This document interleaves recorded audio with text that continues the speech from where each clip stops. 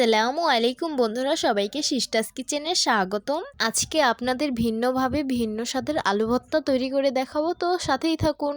এইখানে আমি নিয়েছি কুচি করে রাখা পেঁয়াজ, মরিচ, টমেটো, ধনেপাতা কুচি, সিদ্ধ করে রাখা আলু, বিট লবণ, সাদা লবণ, পাঁচফোড়ন, চিলি ফ্লেক্স, জিরা গুঁড়ো। এখন আমি সিদ্ধ করে রাখা আলুটাকে হাতের সাহায্যে খুব ভালোভাবে ম্যাশ করে নিব।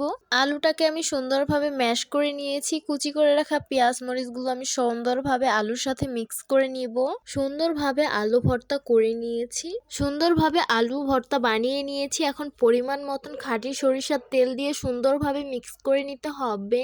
হাত দিয়ে সুন্দরভাবে মিক্স করে নিয়েছি। এখন সার্ভ করে নিব। সার্ভ করে নিলাম আলু ভর্তা মাখা। দেখতে অনেক লোভনীয় লাগছে আর খেতে কিন্তু ভীষণ মজা হয়েছে।